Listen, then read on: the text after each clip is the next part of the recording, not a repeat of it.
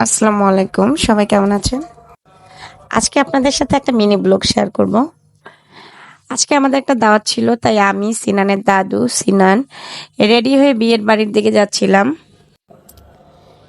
এখানে হচ্ছে আমাদের সাথে রাস্তায় একটা দুর্ঘটনা ঘটে গিয়েছে।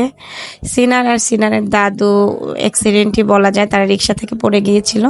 যাই হোক, আল্লাহর রহমতে আমরা সবাই সুস্থভাবে পৌঁছে গিয়েছিলাম বিয়ে বাড়িতে। বিয়ে বাড়ির একটা মজার ব্যাপার হলো অনেক আত্মীয় স্বজনের সাথে দেখা হওয়া। এখানে আসার পরে সবার সাথে দেখা হলো, খুবই ভালো লাগলো। আর আমাদের আস্তে আস্তে খাওয়া দাওয়া শুরু হয়ে গিয়েছিল, তাই আমি তেমন একটা ভিডিও করতে পারি নাই। যাই হোক, ছেলেকে সামলিয়ে আমি যতটুকু পেরেছি আপনাদের সাথে শেয়ার করলাম। আমরাও খেতে বসে গিয়েছিলাম।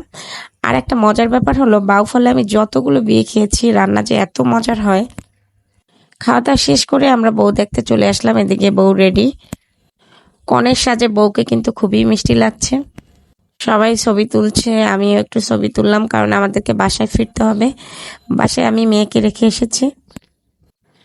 বিয়ে খেলাম, মিষ্টি বউ দেখলাম, তবে একটা আফসোস থেকে গেল, বর কিন্তু দেখা হলো না।